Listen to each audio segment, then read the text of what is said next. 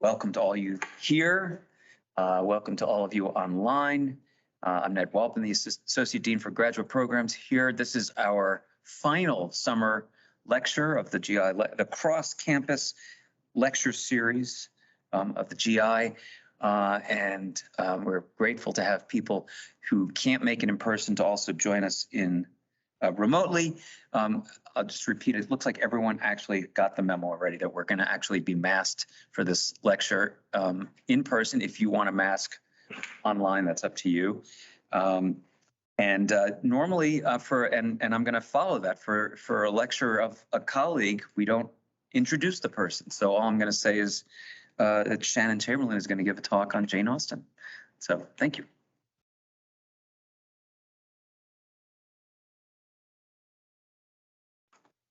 Thank you, everyone, for coming, and thanks for the masks. I have a 4-year-old daughter who's 1 week away from full vaccination. Yay! Just to show you that I am not spewing COVID in your general direction, I took a test right before I'm only spewing literary analysis in your direction today. Okay. So one of the great advantages of learning Attic Greek, other than deeply impressing your friends with your ability to rattle off phrases like singular, masculine, dative, aorist, active, participle, is that it acquaints you with the origins of all of our apparently insoluble modern problems. The one under consideration today is the connection, or depending on whom you ask, the insuperable divide between wealth, virtue, and happiness. If the aphorism translation exercises that I've encountered this year are any reasonable measure of the classical age of Athens' answer to this question, the solution is a simple one. Just don't have any money to begin with. Here's a sample of my recent translation exercises, and I'm going to knock on my podium here that I've done this correctly because my archon from last year is in the room. A just man does not possess wealth at any time. The orator led the citizens into injustice by means of riches. It is for the sake of possessing money that all wars come into being. It is shameful for a man to have wealth in life, for he will have no wealth in his soul. On the one hand, this path leads to virtue. On the other hand, this path leads to riches. And my favorite, a sentence that could only be more stereotypically Greek if it somehow involved the use of a genitive absolute. Having much wealth, I am unhappy. For me, my encounter with Attic Greek recalls a problem and a parable that I've encountered first in Adam Smith's The Theory of Moral Sentiments, written about 30 years before Jane Austen started drafting Sense and Sensibility, and I think a profound influence on Austen's way of thinking about the world. I bet you wondered when I was getting to Jane Austen. I am. Rest assured for the moment that she was deeply conversant with the economic and philosophical ideas of her day. And bear with me for a few minutes as I prepare the ground to talk about her reckoning with wealth, virtue, and happiness. I'm using Adam Smith a lot here in the lecture because as the first modern economist, an excellent moral philosopher, and a near contemporary of an influence on Austen, he offers a number of good theoretical explanations of the terms and arguments that we encounter in her work. In Smith's treatment of the problem of wealth and happiness, a popular one in his day, the conflict between happiness, virtue, and wealth is told via the parable of the poor man's son. Quote, heaven in its anger has visited with ambition this poor man's son, who was born in a cottage, and, seeing the elegant carriages of the rich drive by his house, acquires a fascination with the way that the other half lives.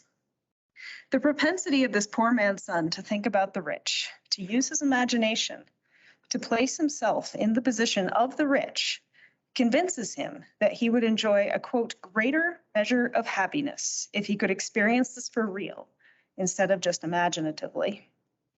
As a result of his overactive imagination and deciding to earn his way into that class, he, quote, submits in the first year, nay, in the first month of his application, to more fatigue of body, more uneasiness of mind than he could have suffered throughout the whole of his life from the want of them. Only in his dying moments, looking back at the reality of his life in light of the, quote, splenetic philosophy that opens our eyes at moments of sickness and death, does he realize that, quote, wealth and greatness are mere trinkets of frivolous utility that actually afforded him very little happiness in the end. For these useless trinkets, he, quote, sacrifices a real tranquility that was all times in his power when he inhabited his humble cottage. Human imagination, which is normally a force for positive good, causes the financially ambitious man to spin his wheels and accrue a number of quasi-Greek, quasi-tragic moral failings along the way. He, quote, makes court to all mankind, regardless of their merits. He, quote, serves those whom he hates. He is, quote, obsequious to all that he despises. A kind of 18th century Charles Foster Kane, he sees at the end of his life that he's given up the time and experiences and presumably the sentimental snow equipment that are really the most valuable aspects of human life in return for illusory phantoms of grandeur. So far, so Socrates, sentimental snow equipment aside, but then Smith takes an abrupt turn at precisely the moment we expect a thundering moral condemnation. It is well, he tells us, that nature imposes on us in this manner. It is this fundamental self-delusion that wealth will make us happy and possibly virtuous, he goes on to write, that improves the world for the wiser part of humankind, who are not fooled. The way that we chase after illusory benefits of wealth and grandeur, what we imagine will be the happier state of the rich, is the source of productive agriculture, trade with far-flung nations, the founding of cities and commonwealths, and the source of, quote, all the sciences and arts which ennoble and embellish human life. Smith, in the end, lets this tension ride. He seems to be telling us that if philosophers recognize that the pursuit of wealth will make us unhappy and obsequious, they can somehow take advantage of the greater productivity that other, less wise people create around them without being touched by it. And now finally to Jane Austen, who takes up Smith's challenge in various ways, perhaps most fundamentally, that there are no virtues to be found in the poor man's son who wants to be rich, or in this case, the poor man's daughter. Smith seems to believe, and never really wavers from this position, that making or maintaining money, a virtue he later comes to identify as prudence, is a pursuit that is always morally and intellectually limiting. We philosophers stay somewhat outside the perspective of the poor man's son in a bird's eye view, able to see from the beginning what he cannot, shaking our heads sadly at his moral decline. Although interest in wealth accrues considerable benefits to the rest of mankind in terms of improving its conditions, it tends to harm the person who is afflicted with a desire for or interest in wealth. So best not to be that person. Austen's analysis of prudence, perhaps, but really the moral virtue of pursuing wealth is more sophisticated. The question that will occupy her across the three novels I'm going to discuss today is whether there are some virtues that the pursuit of material comfort and even something a little bit more than material comfort can actively help us cultivate. She also questions Smith's dichotomy between the happy man and the rich one, or at least the one who wants to be rich. I should also mention at this point that men really aren't the subject of consideration today. While there are plenty of rich men in Austen, and I suspect some of them might be virtuous and or happy, I'm more interested in her fortune hunters because they parallel the journey of the poor man's son and raise the question not just about whether it's possible to be happy while wealthy, but whether the pursuit of wealth makes one virtuous and happy. These are Austen's shabby gentry women whose minds and hearts we have the greatest access to and therefore the greatest opportunity to evaluate the claim that the pursuit of wealth, virtue, and happiness can coexist. These heroines start out with certain virtues at the beginnings of their respective novels, but acquire more as they navigate the marriage market. While it is certainly not true, as some game theorists have suggested, that they exert themselves only to maximize their bank accounts, I believe it is Austen's argument that indifference to wealth is as problematic a vice as overwhelming interest in acquiring it. Her heroines become the sort of people who are capable of managing large estates and fortunes equitably, charitably, and well. Now, I've heard the objection before that there's little for us moderns to learn from women whose idea of pursuing equilibrium between wealth, virtue, and happiness is to marry well. Perhaps our options for how to go about this are more open than those that were available to a 19th century gentlewoman. But if anything, the way that their personal lives are entwined with their economic futures only brings the problem of happiness, wealth, and virtue into sharper relief.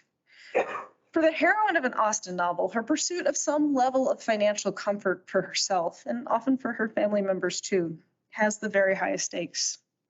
There will be no work-life balance. no opportunity for cognitive dissonance, no evening retreat from the choices that she makes during the day to Netflix and chill. She puts herself on the line when she asks whether it's possible to live a moral life while pursuing rich bachelors. Luckily, we don't have to do this with our professional choices for the most part, which is not to say that there aren't lessons we can't learn from Austen's more personally entangled fortune hunters. In fact, I think her argument about women and her argument about women who are trying to gain wealth through marriage underscore each other nicely. Virtues shouldn't elude anyone. Austen was influenced by Smith's thinking on the subject, and nowhere more than in Sense and Sensibility, where the influence of the anecdote of the poor man's son is explicit. I'll take up this novel first before moving on to the additional complexities of wealth in Pride and Prejudice and in Persuasion.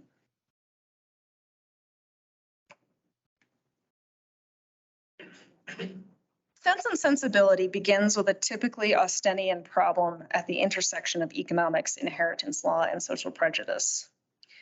There is a family called Dashwood, and they're better off than most. Mr. Dashwood has just inherited a very fine estate in the Sussex countryside. But like many a gift, it, quote, gave as much disappointment as pleasure, a line which rather nicely sets up the ambiguity of money and happiness in the novel. Following the ancient custom of primogeniture, which allowed estates to pass from eldest male to eldest male intact, the elderly relative has entailed the estate so that Mr. Dashwood's son from a prior marriage will inherit, instead of his 3 daughters from his current marriage. This will be fine if Mr. Dashwood can put aside enough money out of a substantial income to give his daughters the marriage portions that will allow them to remain in their own social class. Inconveniently, or conveniently, if you're Austen and you want to reckon with the question of wealth and happiness, he dies within the year and his daughters are left, if not exactly penniless, with much diminished hopes and expectations. The novel focuses on Eleanor and Marianne, the titular Sense and Sensibility. The family, forced to relocate out of their childhood home to a cottage on the estate of a distant relative, gets an early foretaste of the bitterness of taking charity, a possibility that always looms large for single gentlewomen in Austen's world. It is Eleanor, in all of her good sense and prudential thinking, who urges the extremity of moving on her mother and sister, much to their dismay and the mortification of Marianne's delicate sensibilities. A high-spirited 16-year-old at the novel's start, she's described as having all of Eleanor's virtues. Quote, her abilities were in many respects quite equal to Eleanor's, with the notable exception of Eleanor's prudence. A major theme in the novel, and the point of contrast between Eleanor and Marianne, is what each is willing to do to pursue an advantageous marriage that will secure both of their futures, and the future of their mother. Eleanor's early association with prudence suggests that she will be the character who marries well up the social hierarchy, who is willing to overlook more disadvantages in a potential marriage partner than Marianne. Marianne's spirited and prideful sense of self wouldn't seem to endear her to the possibility of a marriage with anyone who didn't fit her exacting standards and didn't share her exacting tastes and sonnets.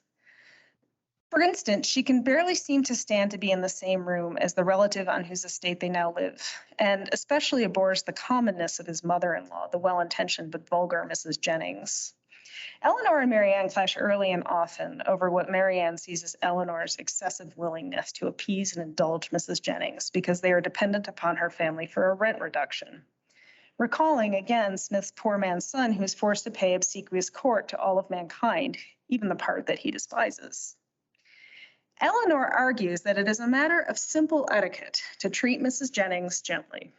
Marianne takes Mrs. Jennings' continued teasing, if fundamentally kind attempts to bring her out, as a form of mortifying servitude that she must endure with gritted teeth, a hatred that sets up the question of what Marianne is later willing to do to pursue the bachelor she wants.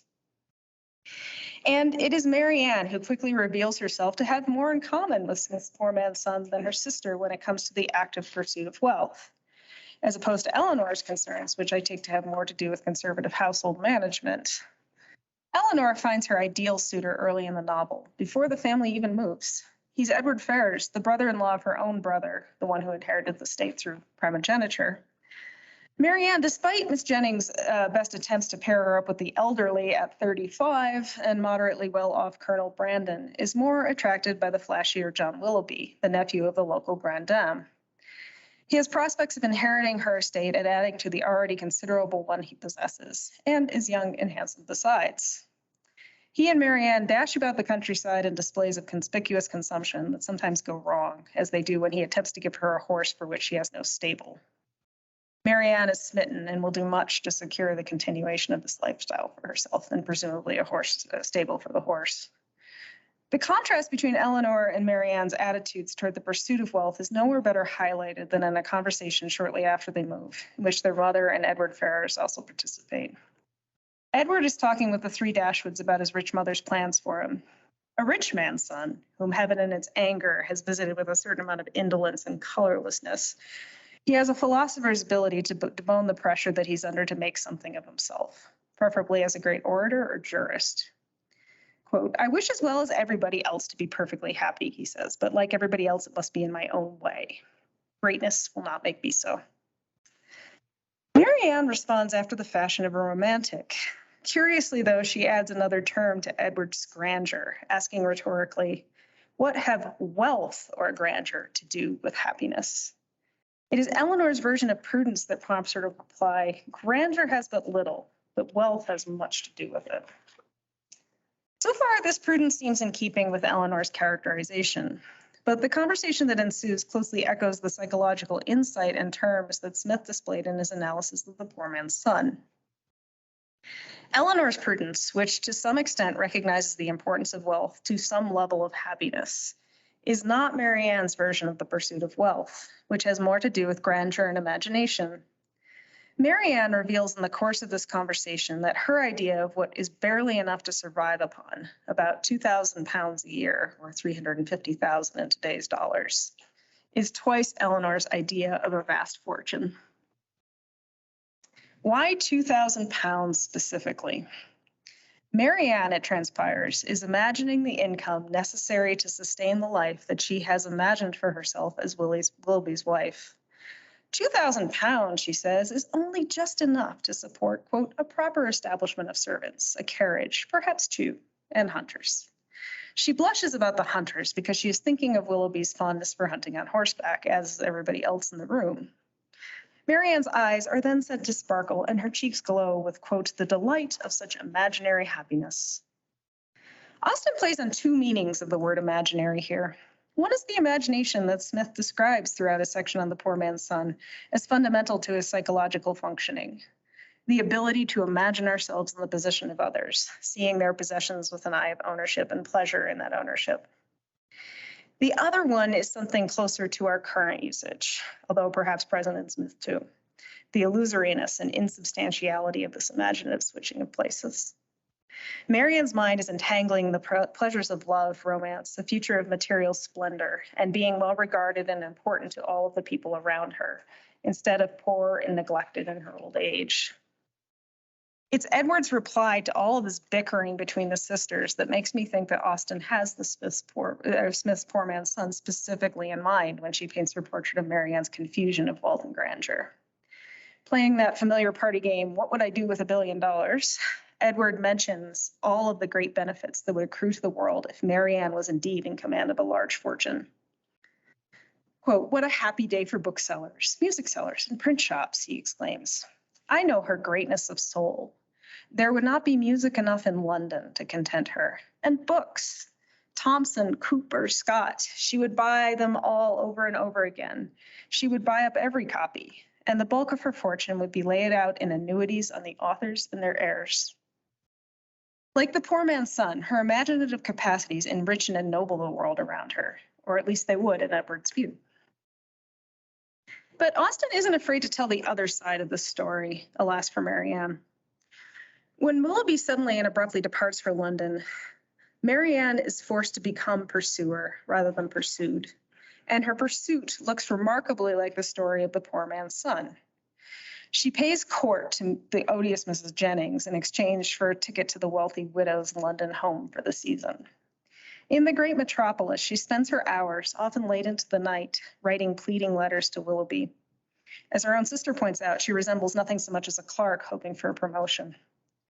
When it turns out that Willoughby, secretly broke despite all appearances, has engaged himself to an heiress, Marianne is utterly dejected and falls ill, entering the state of spleen and bad health that Smith describes as particularly suitable to the reflection that makes wealth and its pursuit look silly and pointless. Marianne sobers up and seems to realize that her time in pursuit of Willoughby, or I would argue what Willoughby represented to her, distracted her from the real pleasures of life, which turn out to be reading. Marianne determines to persist on a plan of, quote, serious study, checking her previous high ambitions by, quote, religion, by reason, by constant employment. To add insult to illness, when she does marry that old bachelor of 35, Colonel Brandon, it turns out that his estate was worth £2,000 per annum, exactly the amount that Marianne identified earlier as her bare minimum for happiness, which she could have had at the very beginning of the novel if she'd wished. But is Marianne's journey entirely circular? Does she end up at the same point that she might have at the beginning? Has she never gone in pursuit of wealth and grandeur? Smith's pessimistic vision of the world would look at the facts and tell us, yeah, sure, she would have been better off in her little falling down cottage. Fortunately, the novelist always has the last word and can decide whether her characters recover from their curious, lovelorn, wasting fevers, which Marianne does with a vengeance. Despite the chastened and philosophical attitude she reveals to Eleanor, her marriage to Colonel Brandon and the very respectable fortune of which it makes her mistress doesn't turn her into a retired philosopher thinking bitterly and splenetically about how stupid she was in her youth.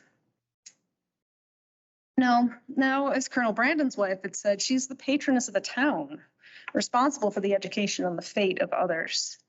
Notably, this is not sensible, prudent Eleanor's destiny. She's merely the wife of the local minister, whose income is also in Marianne's gift. An odd role for an older sister, and one that Eleanor, we suspect, is only able to endure from her lack of pride and spirit. Eleanor really does end up exactly where she started. The great Austen biographer Claire Tomlinson identifies the wobble at the center of Sense and Sensibility. Despite what seem to have been her best efforts and first intentions, Austen can't quite make Eleanor carry the novel.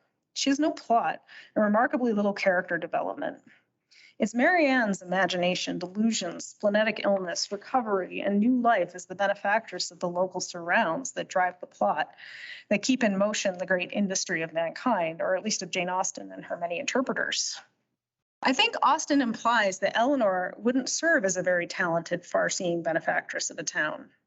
It's Marianne whose imagination about the pleasures of wealth makes her think like a patroness, as Edward identifies early on. Perhaps seeing some portion of the futility of her quest for Willoughby's grandeur gives her just enough sense and prudence to inject into the role. But she needs imagination and sympathy too, a habit of thinking like a rich person, to make her new role work. If she lives to, quote, discover the falsehood of her own opinions and to counteract by her conduct her most favorite maxims, quite an accomplishment for any human being. She also learns that the memory of some of those same old maxims are a positive benefit in her life. It's customary, and I find this especially true as I grow older, to wholly take Eleanor's side of things and assume that she's objectively the heroine of the story as she rolls her eyes at the antics of her little sister. It's especially easy to take Eleanor's side if one maps a narrow reading of Smith's story of the poor man's son onto Sense and Sensibility. But while I do that reading, I'd like you to keep in mind the punchline to Smith's story, that if we were all Eleanor, utterly unself-deluded and unromantic, no cities would get built. The sciences and arts which embellish an ennoble human life would cease to exist. And in general, as Smith went on to argue in his famous example of the invisible hand, the poor would be considerably worse off, even than they are now, because there would be less of a surplus. The rich, he says, only have so much capacity in their bellies. The rest of us benefit from their tendency to look at the rich buffet of life, contrive expansions to their platters that will allow them to pile even more food on their plates, and then leave half of it untouched. And there are criticisms of this view that are well outside the scope of my lecture, but it's a thought that clearly occupied Austen's attention when she was creating Marianne. In Sense and Sensibility, then, Austen begins exploring whether the pursuit of wealth, however tempered by rough philosophy, attaches to any particular virtues. And in Marianne, I think the answer by the end of the novel is clearly yes. If Marianne had started off with the crankiness and disillusionment that characterizes Eleanor's relationship with it, the novel itself would simply splutter out, along presumably with the town of Delaford. Still, however, the way that Austen sets up the problem in that novel seems adjudicated along Smith's lines in the parable of the poor man's son. Although we think Marianne is happy-ish by the end of the novel, plenty of people over the centuries have doubted this, complaining bitterly about Marianne's marriage to Brandon, presumably before he was represented by Alan Rickman in Ang Lee's adaptation of the novel in 1995. We know only that Marianne benefits the world around her through her imagination and the not entirely wholesale rejection of grandeur. In Pride and Prejudice, Austen raises the point about wealth and virtue again, but in a slightly different way. Now her concern is with prudence. Is it necessary to be prudent and attentive to personal comfort before one can acquire other virtues? For that matter, what do I mean by prudence? In the theory of moral sentiments, prudence stands at the bottom of Smith's hierarchy of values, below benevolence and magnanimity. This doesn't, however, mean that it isn't a value. Prudence is the voice of nature herself, which recommends to us the care of ourselves and our property before we attend to other higher and more social concerns. In time, however, we realize that, quote, while some care and foresight are necessary for providing the means of gratifying those natural appetites, of procuring pleasure and avoiding pain, this isn't really very hard to secure.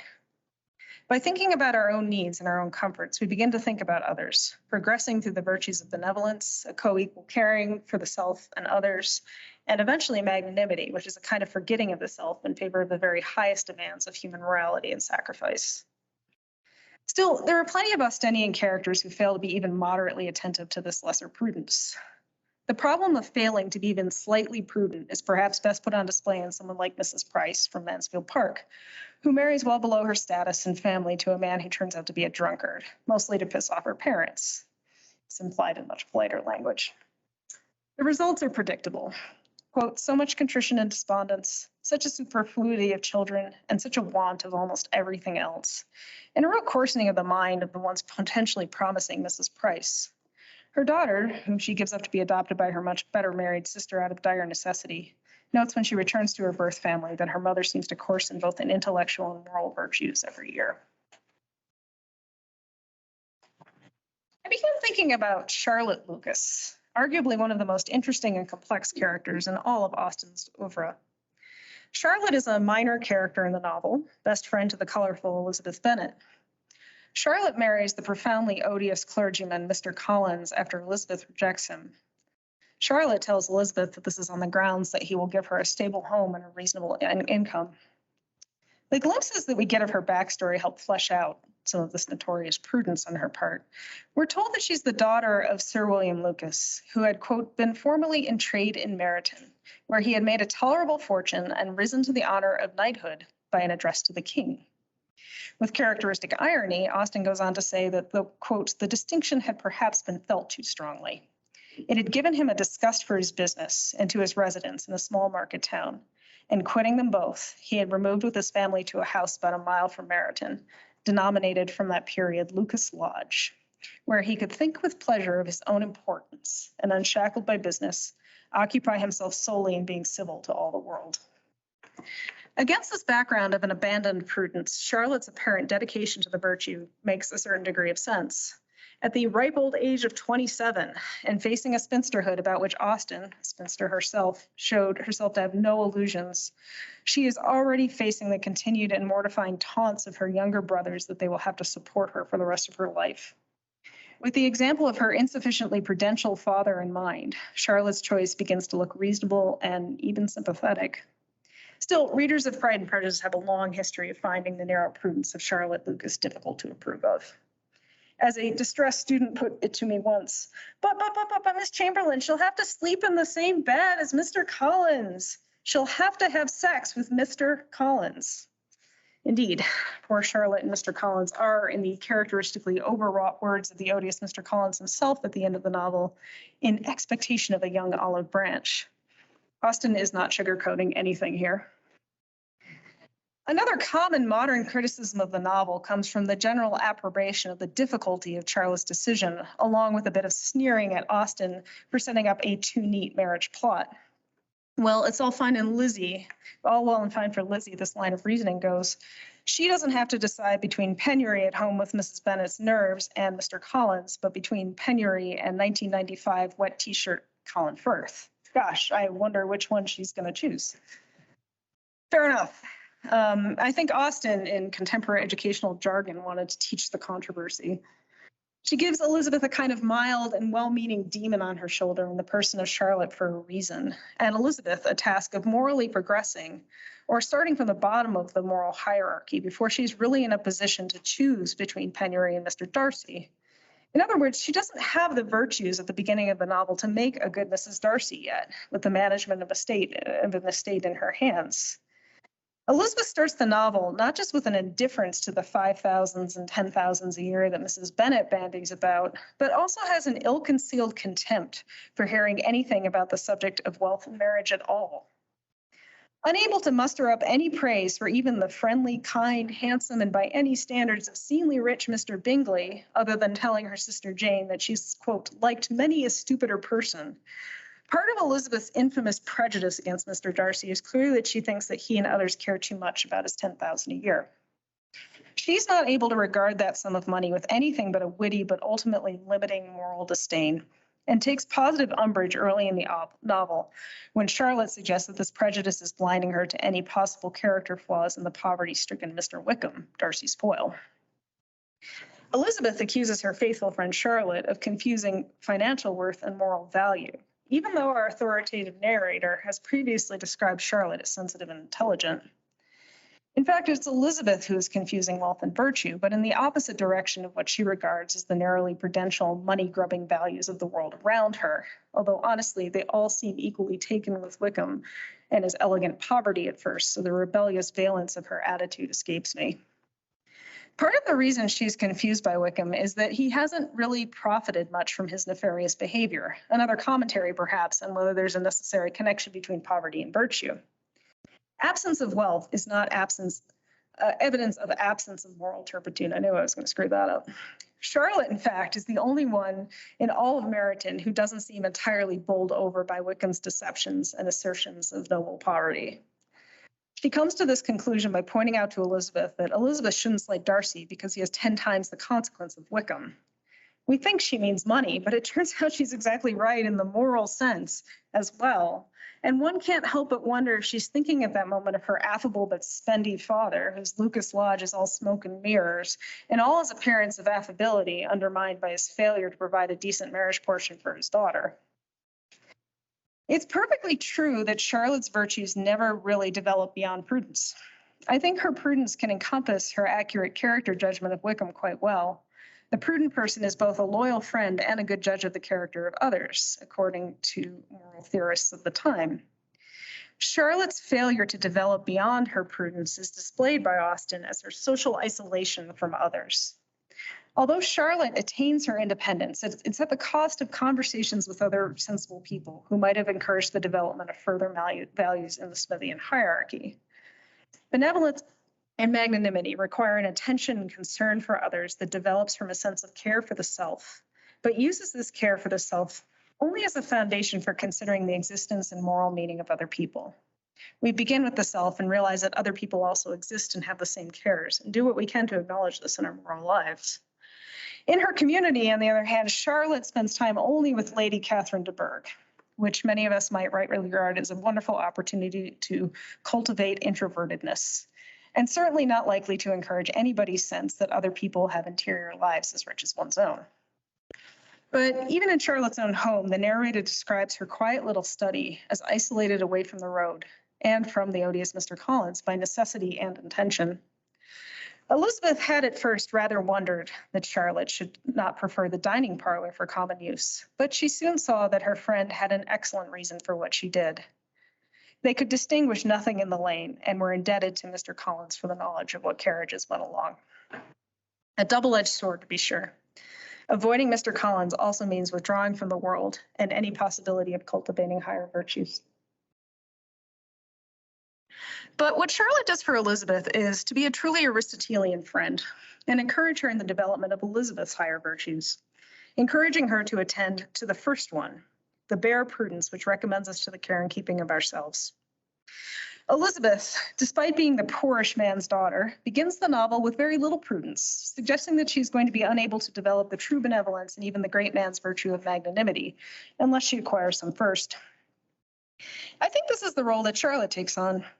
She and her own prudence and her own good, sensible, if not arete-full arguments prepares the ground for the turning point of the Elizabeth Darcy romantic plot. Notably, Mr. Darcy is not present in this moment at all. It's when Elizabeth and her aunt and uncle visit Pemberley as tourists, and Elizabeth remarks to herself, "To be mistress of Pemberley might be something."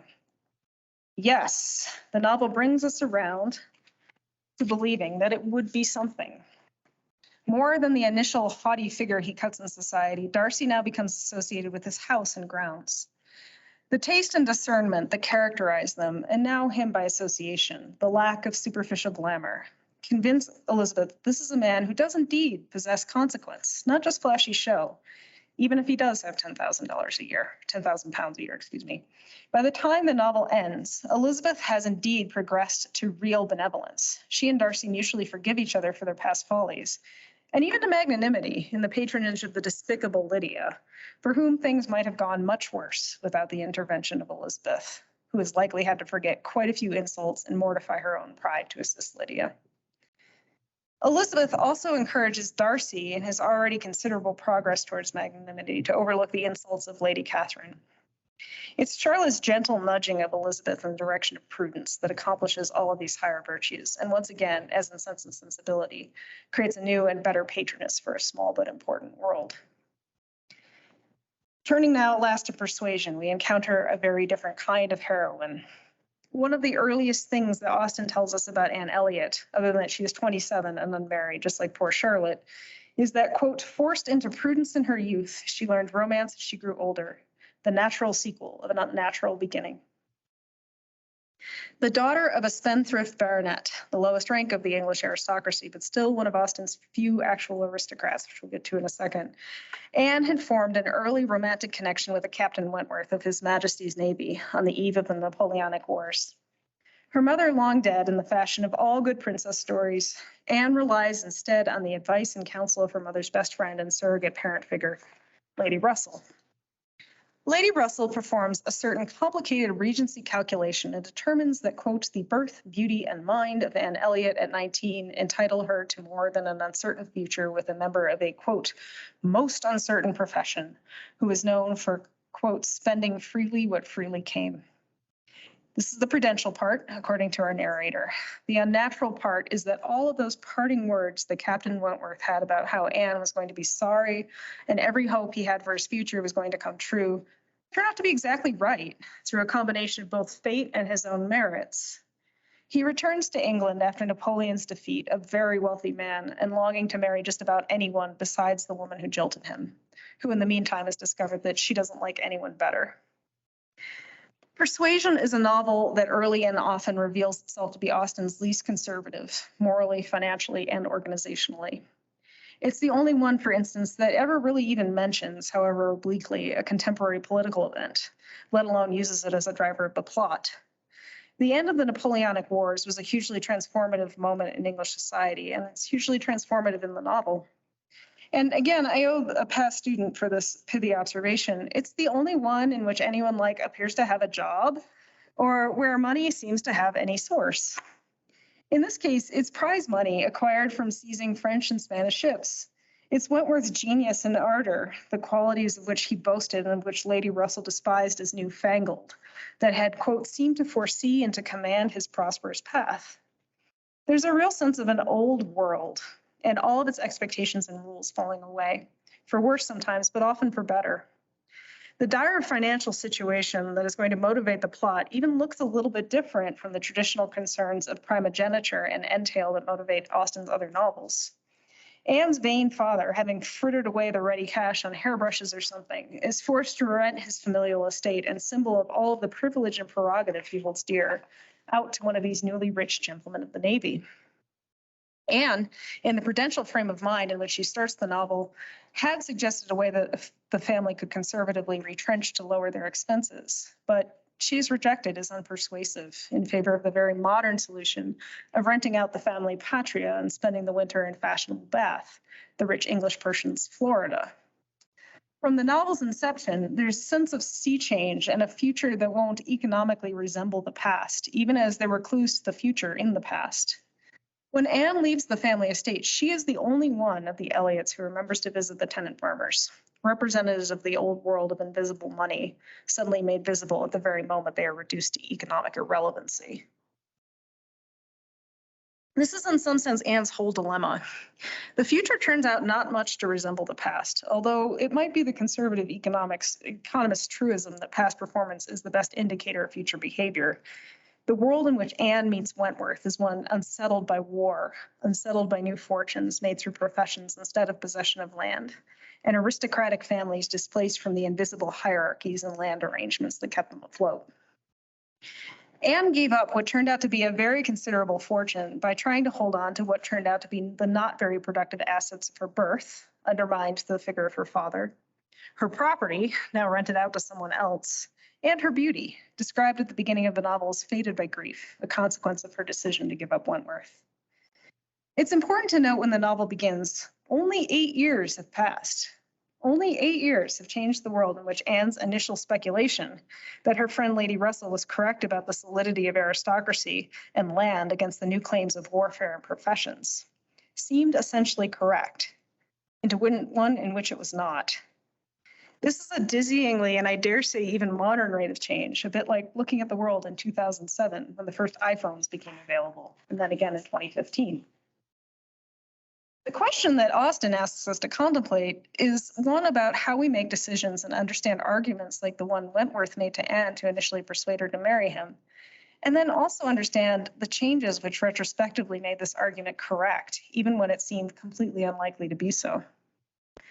The notion of speculation, an imagination that is capable of understanding how the future will be different from the past, hangs heavily over the novel. Financial speculation hangs heavily over Austen's early 19th century setting, in fact, as fortunes were made and lost in both war and the more traditional way of investing in speculative bubbles, often overseas ventures where the main argument for taking your money was that the old way of having money, landed estates, was drying up. Wentworth's uncertain profession is a reference to the naval way of venturing much but gaining little, and possibly losing one's life in the process. One of Austen's brothers lost a traditional landed fortune in a failed modern financial speculation at the time. At first, it's easy to view Anne as a kind of solid conservative investor who missed her opportunity with Wentworth by failing to understand the modern world and its new standards of value. The novel speaks of Lady Russell rejecting prospects for Anne at 19 that ended up looking a bit better when Anne is 22, and her precious time on the marriage market is running out. This is at odds, however, with the way that Anne and Wentworth talk about their past together. Until the end of the novel, Anne, in fact, maintains that she made the right decision at the time in rejecting Captain Wentworth. She tells him, "I've been thinking over the past and trying to impartially judge of the right and wrong. I mean with regard to myself, and I must believe that I was right, much as I suffered from it, that I was perfectly right in being guided by my friend. To me, she was in the place of a parent. I'm not saying that she did not err in her advice. It was perhaps one of those cases in which advice is good or bad only as the event decides. And yet, one must make decisions in advance of the event deciding whether the substitute parent figure has quite figured out the way the wind is blowing or not. Throughout, Lady Russell is associated with an excessive admiration and nostalgia for the old ways, despite her good sense and sound abilities. What Anne argues is that at 19, she lacked youth's impetuousness and general ability to put her finger on the change that was already in the air, and is fully manifest by the time the main action of the novel begins. This is what Austen considers unnatural about the set of virtues she then possesses. She respects the previous generation and all of its wisdom. She remembers and honors the old ways. These are an old person's virtues and an old person's investing strategy. They are still virtues on some level, but ones that somehow can't or shouldn't belong to a young woman, not a 19-year-old woman at any rate, and not naturally. The question then is how she must adapt her virtues to fit a changing hour, not, I think, entirely change them. In the novel, the spirit of adaptation is represented by the fickle seas, which is why I think Austen chose noblemen for her heroes. These are men who navigate the changing fortunes of technology, war, and the timelessly perilous ocean with ease, somehow combining the past and present so that the future seems continuous and understandable. Part of their virtue is to remold the old virtues in a new mode, as Captain Wentworth and his brothers do when they describe how something that could easily be part of the old system of aristocratic courtesies is actually a new and reasonably arrived at moral virtue now. Wentworth, for instance, goes on a long discourse about shuttling a fellow sailor's family out to meet him when his ship is nearby as a new virtue that belongs to naval men and has its reasoned basis in naval law and brotherhood. This sign of their adaptability and ability to invigorate old norms on new terms. This world, they suggest, does change, but we can adapt to meet that change in such a way that it doesn't seem so frightening and inscrutable. Perhaps our skill and technology cannot entirely tame the high seas, but it can go a long way to helping us attain a mastery over fortune and unpredictable nature. In any case, it's got a better shot than the old ways of Sir Walter. Can initially conservative and narrowly prudential Anne meet the challenges ahead without losing whatever sturdy values and virtues are associated with the old ways? Can she engage in a logical consideration of what's worth preserving and what's worth tossing out? This has to be the question in Wentworth's mind, even as the novel seems to draw us back into nostalgia and a reworking of the past. Life on a naval frigate is unpredictable and harsh, as Mrs. Croft constantly reminds us of her seaboard adventures as the wife of Admiral Croft. Although she adds that the happiest part of her life has been spent on board a ship. The only time I ever fancied myself unwell or had any ideas of danger was the winter that I passed by myself at Deal. I had all the manner of imaginary complaints from not knowing what to do with myself.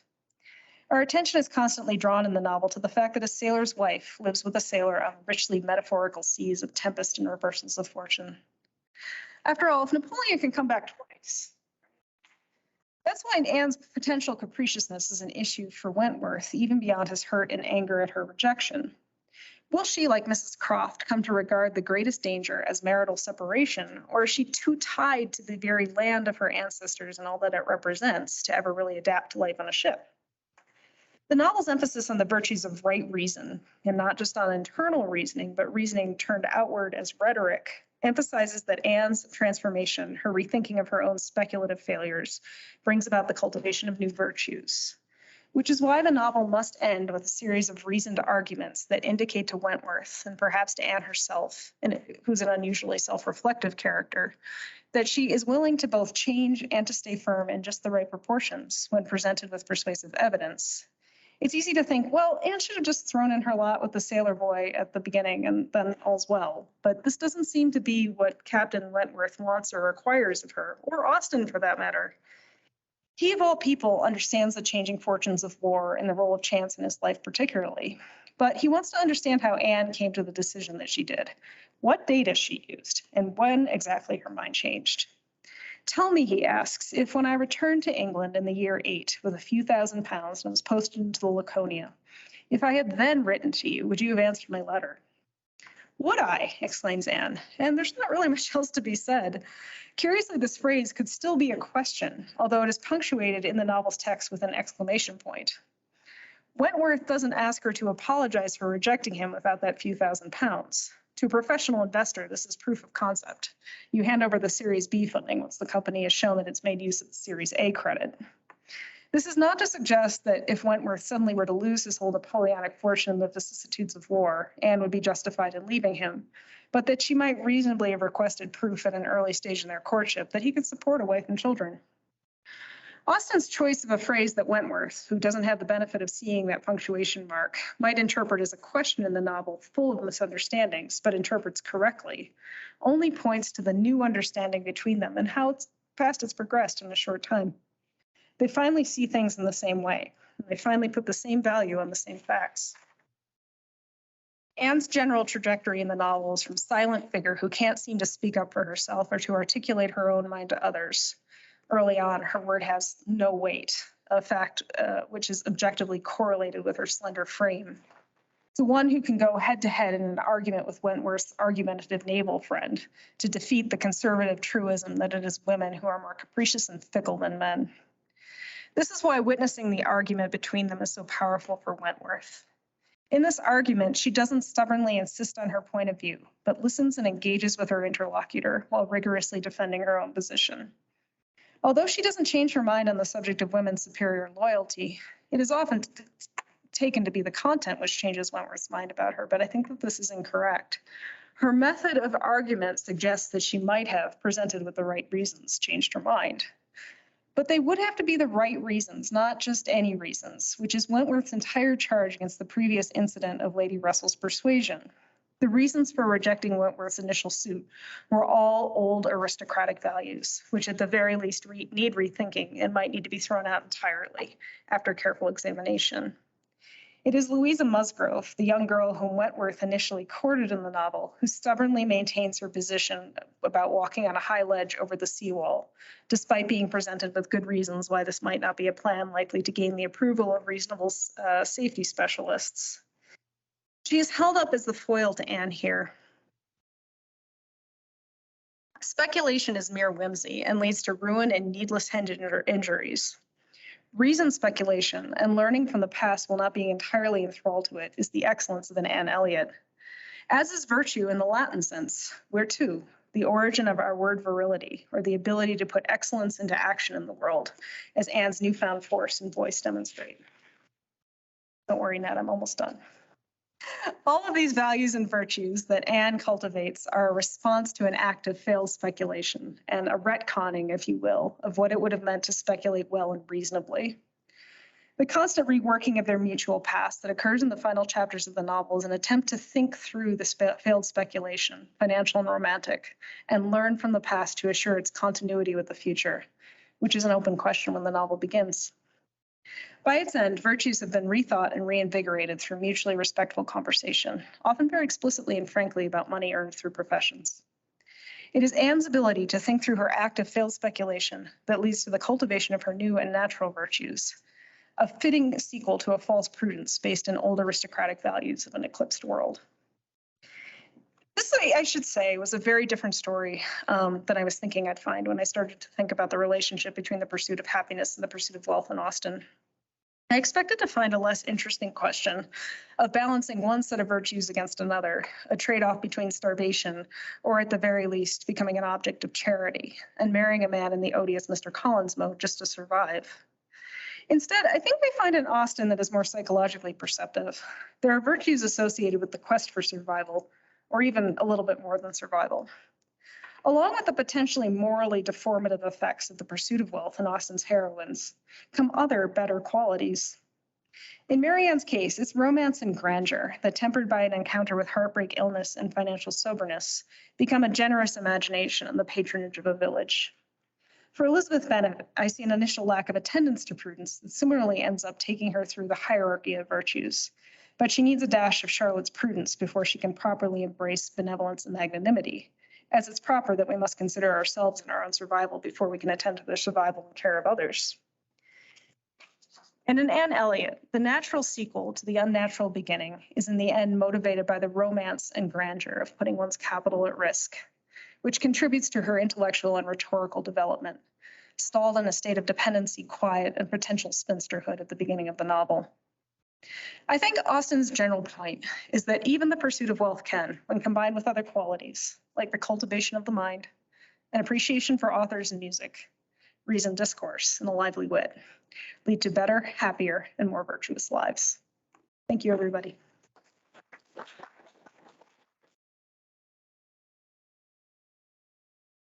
Ms. Dumas. Go into more depth about what you think the dangers of not doing research on roles might be. I mean, I know John and that, but I wonder if they're more specific or whether there's maybe a photo of that part too.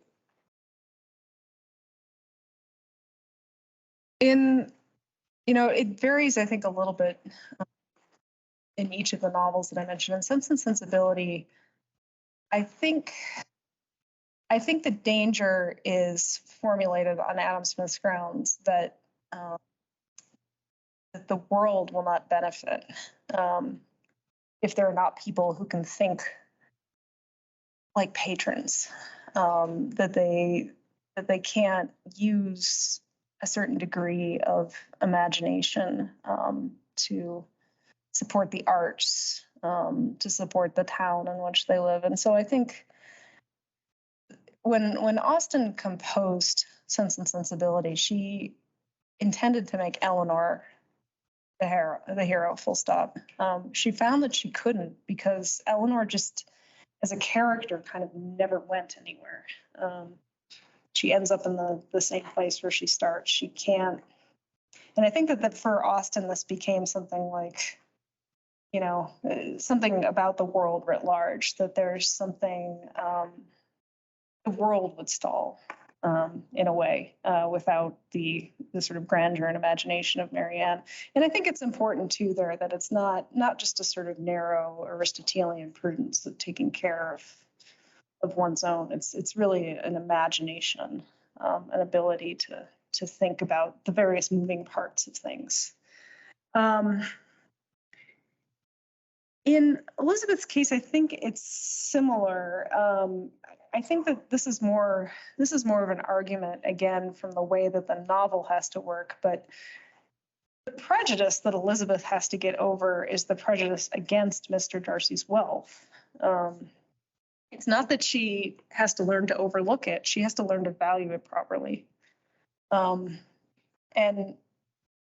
so I think that for Elizabeth Bennet, it's partially what it is with Marianne, in the sense that she's going to eventually have to be the patroness of this great state. So she has to learn how to do that. But for her, that means just learning that money isn't necessarily that money in Mr. Darcy's case is put to good use. That he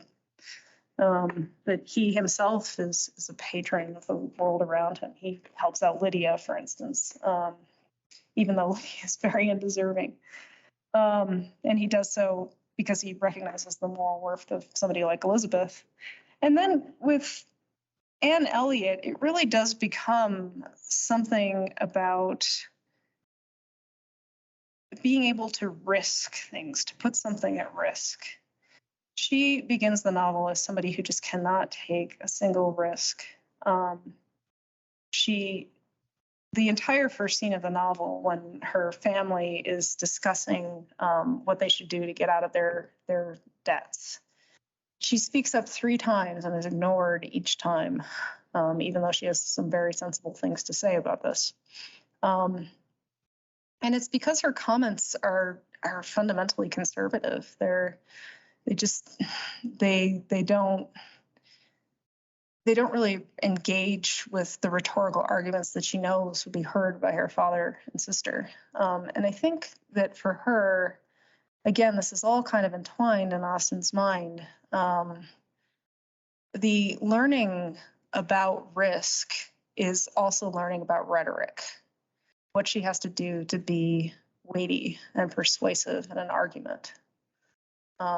So that's how I think it works in those 3 novels. And you may have noticed that I chose those 3 novels for a reason. I don't think it works as well in the other novels, but I think that these are cases where she was thinking about this specifically. For instance, I think it really just doesn't work in Mansfield Park at all.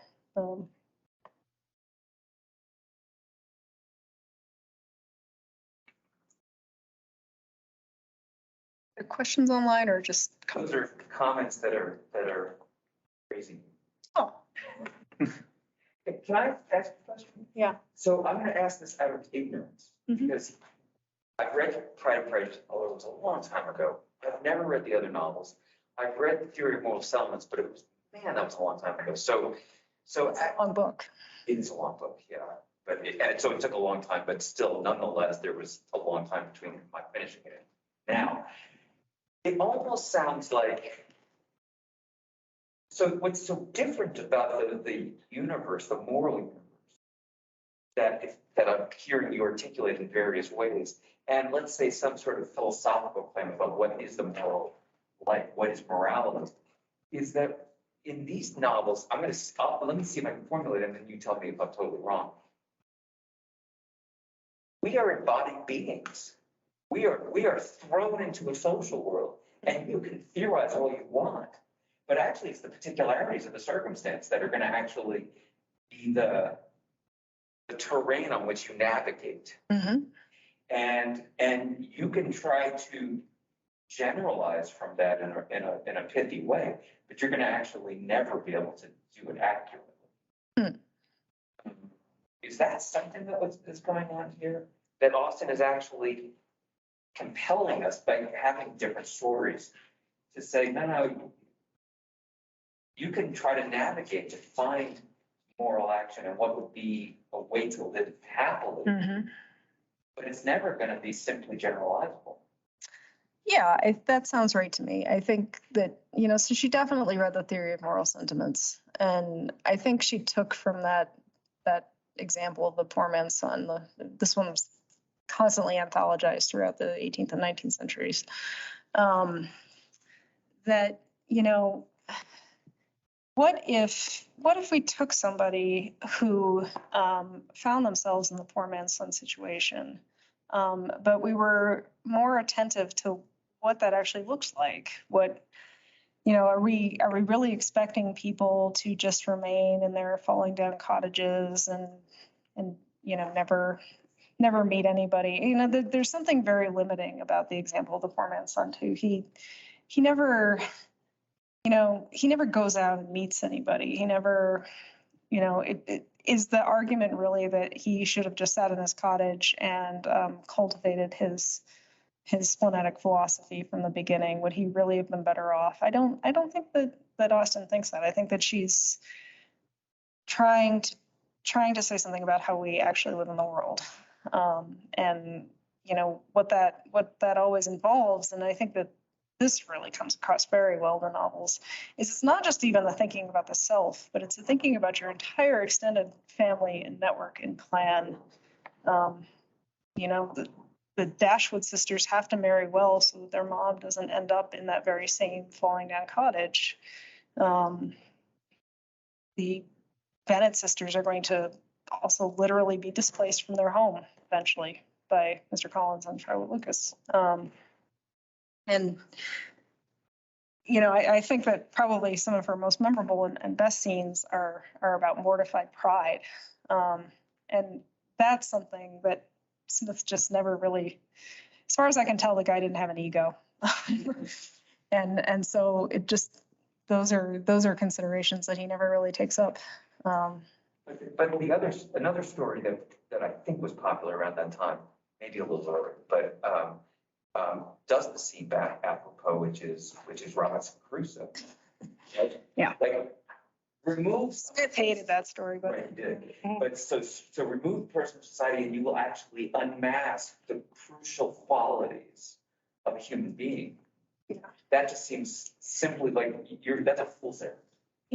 Yeah, and that's exactly what Smith hated the novel and preferred Gulliver's Travels, which was a response to Robinson Crusoe, where you never can take anybody out of their own social world. He not only takes his own social world with him, but he also encounters these other ones that are formulated on different grounds and has to really encounter that philosophically.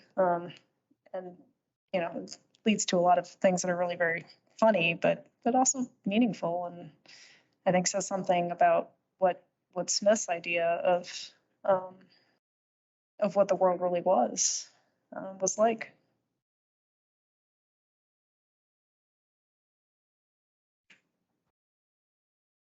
It seems like there's a big part of that, and just thinking about with Eleanor too. It seems like you're saying that the pursuit of wealth gets somebody out of this stagnation that then allows them to develop more as a person and become complex and find more understanding of themselves. And I wonder why why it's been formulated as like a happy life or something like that. It seems like a big thing is that she's more spirited. She's really looking for what she wants. And that's a big part of what drives her character. Mm-hmm. So why wealth specifically? Mm-hmm.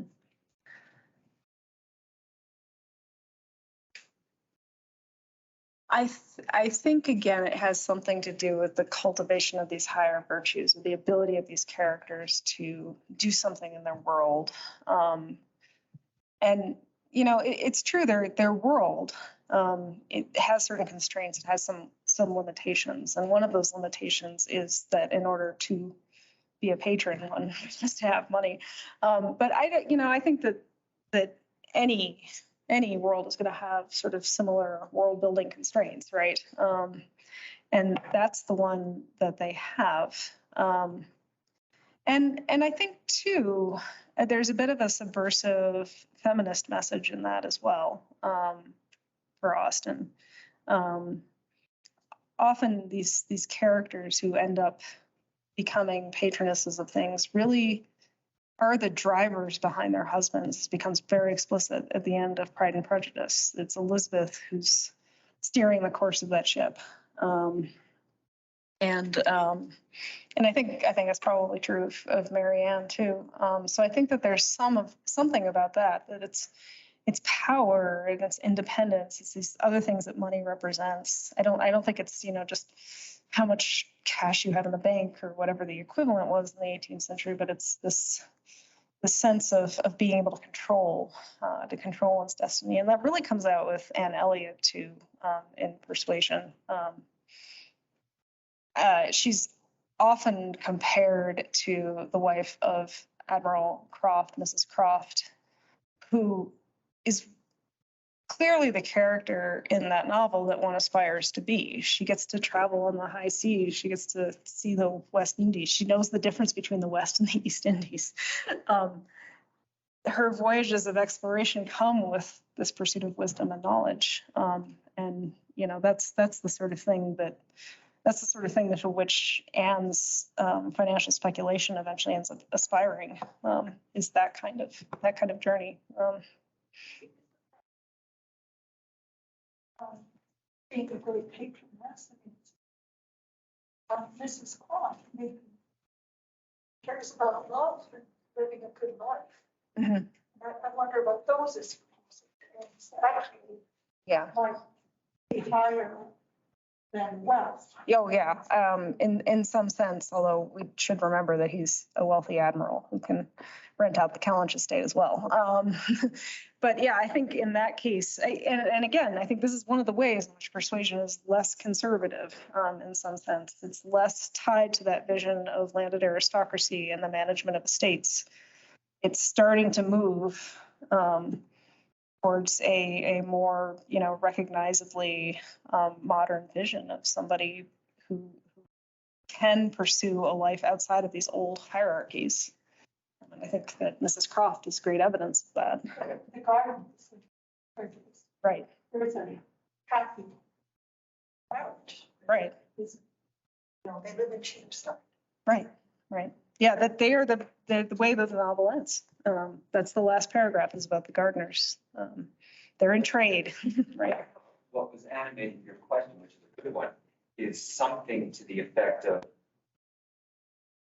I don't want to be imprisoned by this kind of crassness, whether it's the old school or a new mercantilism. Mm-hmm.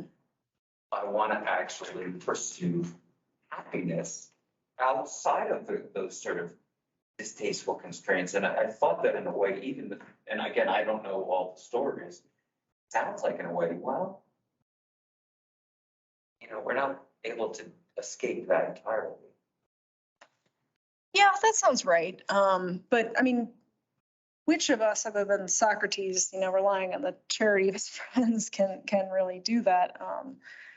I think, in Mrs. Croft, especially, maybe there's a possibility, and this would be very deeply feminist, subversive indeed, that maybe Admiral Croft has to work.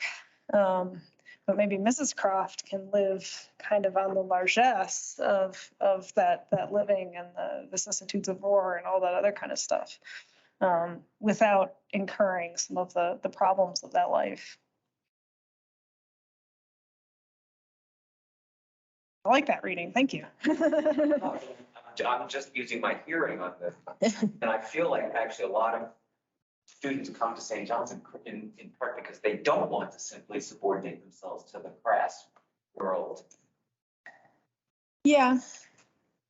I honor that tendency. But I think that there are, especially I think in Anne Elliot, there are virile and rhetorical virtues that are acquired in pursuit of the professions, and that we shouldn't ignore those, and that we shouldn't just put them aside. Maybe their ultimate goal is the pursuit of wisdom or the ability to retire at 37 and do nothing but read books. But I wouldn't be surprised if, Austen were writing a novel today, whether she wrote that story, somebody who does all of these things and acquires all of these virtues in the pursuit of a profession, but then says, I'm going to sit back and enjoy it. Although, I think it is interesting, of course, that Marianne's plan to just be the splenetic philosopher at the end of Sense and Sensibility goes completely out the window. Maybe that's just not possible for her. And maybe it's not even desirable, according to Austen. Yeah, I think I'd ask a question through. And I'm also not a great reader. I guess I just want, thinking about the kind of classical positions on wealth that you outlined at the beginning. I guess I would think, I have Aristotle and Plato particularly in mind. I wouldn't think that either of them would deny that there's all kinds of wonderful things you can do with wealth, and things that promote virtue and promote a good city, and so patronizing the arts like you're thinking of. But I guess it seems like the worry, maybe especially for Plato, is that actually just having it, that comes with a kind of ethical cost, or at least an eventual. And so it's not that there's not, I think he would say there's certainly better and worse ways of using wealth, and there's amazing things one can do with wealth, but actually having it has a potentially moral consequence. Mm-hmm. And I guess I'm just trying to understand, is your thought that Austen, certainly it seems like you think Austen disagrees with that, but or maybe not, yes. So then I'm just still trying to sort of disambiguate her position from the classical one. Uh-huh. Is her thought that there is actually something kind of morally ennobling about being wealthy? I don't know about being wealthy. I think there's something for her that is morally ennobling, and maybe specifically, again, just for women who have been in positions of subordination and lack of control when they start these novels, of gaining the skills that would be necessary for either becoming patrons or maybe doing the Mrs. Croft mode of exploring the world or something like that. I think that she believes that that the disdain for money that a lot of the characters start with is problematic if they are ever to acquire any independence or power in the world. And I don't think that she believes that independence and power are a bad thing. Your question was and I think that you rightly point out that somebody like Plato thinks that there's something kind of morally deformative about just having money. We don't really get to see any of these characters after they've had the money for 20 years, right? And it's made them stain all of their own acquaintances and that sort of thing. So maybe that's part of the magic of the Austen marriage plot, is it just ends at the moment where it needs to. But I think that she does make a case that there are virtues that they acquire in the pursuit of trying to think through their own moral lines between self-interest and romance and all these other values that they have that's valuable for them, that helps them think through arguments, that helps them acquire some sort of rhetorical power. So maybe even just sort of carving out of the sort of autonomy that you're pointing out, maybe that's a kind of major point of contrast from a more classical position to say actually you get a kind of moral standing of the autonomy that or the potential of moral standing Yeah, that sounds right to me. I wonder if the connection of love to that does anything to soften the kind of moral decay that could come. Oh, that's interesting. Yeah. So you mean in the sense that, you know, somebody like Mr. Darcy actually does turn out to be morally really upright or worthy or something like that. I'm thinking more to the women. Like I'm imagining if your primary goal is you might be willing to do anything to that. But if your wealth is tied up with the person that you're going, the household that you're going to have, there's a necessity for good character. Like everything is very Yeah. and maybe it's not possible or not as possible to be just concerned about finding because also you have to cultivate if we see love. So yeah, your cultivation of your personal virtues might have something to do with how you become worthy to have it. And one of those personal virtues is the ability to love, the ability to see something admirable in somebody else, and the ability to be lovely yourself, as Smith would put it, to be loved and to be lovely at the same time.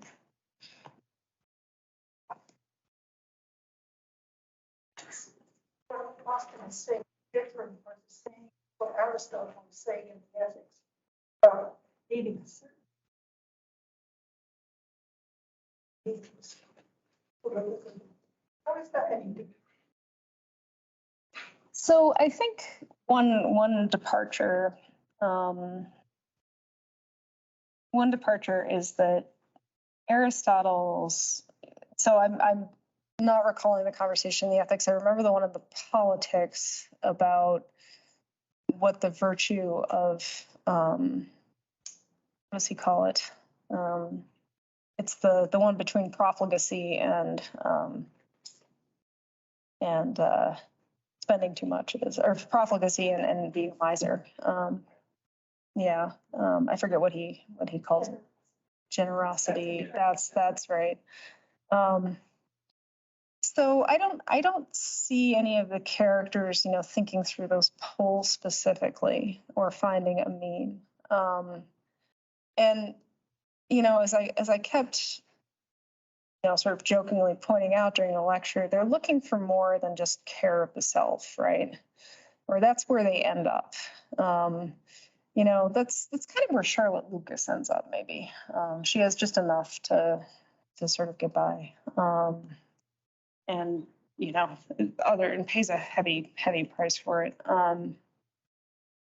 But with some of these other Austen characters, they end up doing much more than just prudentially taking care of their concerns. They end up again as patrons or people who are going to have to think through some of the virtues of being extremely rich, having to dispense charity, having to decide which of their family members are worthy. So can you say a little bit more about? Well, I'm thinking that the virtue that's right next to generosity, it seems to be on a higher order than Right. lot more. It's a kind of virtue you have to have in order not to be vulgar, for instance. Right. So maybe some of that fits. That's thinking about that Aristotle doesn't, he's got his list of virtues, but he also seems to understand that virtue isn't apart from certain portions of having means just to live. Yeah, and I think that Smith is an Aristotelian, basically, and that by way of Smith, Austen kind of ends up in that same mode. But maybe this goes to Ned's point about what this actually looks like when it's not theorized, when it's these specific considerations. it seems to acquire this kind of richness or additional detail that, you know, the treatment and either the ethics or the politics doesn't quite seem to cover in a way. You're actually gonna say fraudness. Fraud, yes, I like that, fraudness. These sort of minute mortifications and things that you're willing to accept in order to live in society or something like that. And I'm thinking about your virtue of magnificence, which for Smith becomes magnanimity. And Smith doesn't have Aristotle's fear, I think, lurking in his head that this person is going to become a beast or a god or something like that. He thinks that magnanimity is some kind of just ability to really put aside the self, to just endure whatever mortification one needs to in order to be the great person. And so I wonder if that might be the virtue that's you know, we might want to think about a little bit more in these cases. It does seem like I'm always surprised when I get to the end of Pride and Prejudice and I find out that they have anything to do with Lady Catherine de Bourgh, for instance. And I read that as just a kind of, you know, willingness to put aside everything that's happened in service of just being kind, I guess, being forgiving. So there's no Napoleon either in Austen or in Smith. In other words, like somebody breaks the bounds of traditional society entirely for a different kind of motivation. Well, what Smith says about this person is sometimes it's hard to interpret that person because they have such great self-command that they don't give anything to you to sort of hang on to or sympathize with. You know, he talks about a tear just barely hanging at the edge of an eye. And, you know, there's a sense that that tear has to actually fall in order to feel sympathy with somebody. If somebody has too much self-command, if you're that magnanimous person, and maybe that's how Darcy starts out the novel in some sense. He kind of is outside of the city in some ways. So there's that slight worry lurking in the background, but in the end, Smith thinks that magnanimity is a great virtue. It's powerful. It's commanding. It's what only the best handful of people can aspire to. But and I think there is a sense in which he thinks that maybe everybody shouldn't be like that. Well, that still sounds pretty domesticated. Yes. Yeah. There's so Smith died in 1790, so we never got to see Napoleon in the last. But I do wonder what he would have made of him.